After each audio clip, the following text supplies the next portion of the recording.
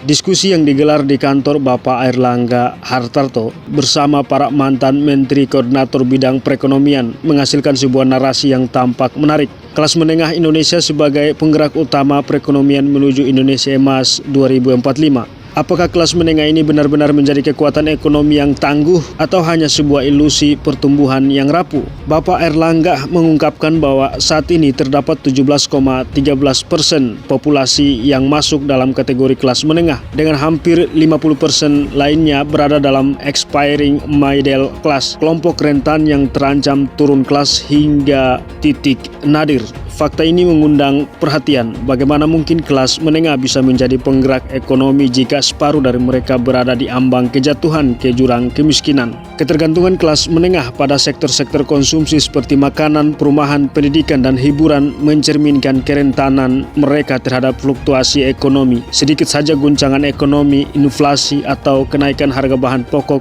konsumsi, mereka akan tertekan, memperlihatkan bahwa stabilitas ekonomi yang kita harapkan dari kelas menengah bisa ambruk dengan cepat. Lebih ironi lagi, wacana ini seakan mengabaikan potensi besar sumber daya alam strategis Indonesia yang selama ini kurang dimanfaatkan untuk mendorong pertumbuhan kelas menengah. Sumber daya alam seperti tambang, energi, dan hutan yang seharusnya menjadi tulang punggung ekonomi kita menjadi percuma, menjadi tak berarti bagi stabilitas tak dinikmatin oleh masyarakat.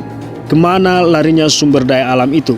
Kita tahu bahwa sumber daya alam penting itu lebih banyak dieksploitasi oleh perusahaan besar yang keuntungan utamanya dinikmati segelintir elit, bukan oleh masyarakat luas, apalagi kelas menengah. Kebijakan yang fokus pada pengelolaan sumber daya alam untuk meningkatkan nilai tambah di dalam negeri, misalnya melalui hilirisasi industri dan pengembangan energi terbarukan, dapat menjadi salah satu solusi untuk memperkuat basis kelas menengah. Namun kenyataannya sumber daya alam strategis ini seringkali diekspor dalam bentuk mentah tanpa memberi manfaat signifikan bagi ekonomi lokal, termasuk kelas menengah yang seharusnya bisa menjadi penerima manfaat utama.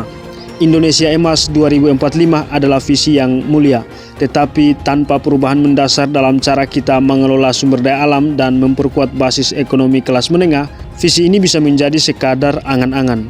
Pertumbuhan ekonomi yang tinggi dan stabil tidak cukup hanya dengan mengandalkan konsumsi kelas menengah yang rentan.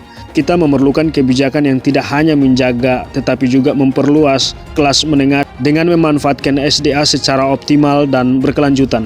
Jadi, apakah kita benar-benar siap menyambut Indonesia Emas 2045 dengan kekuatan kelas menengah dan SDA yang strategis, atau kita hanya memperindah wajah yang retak dengan kebijakan populis yang tidak berkelanjutan?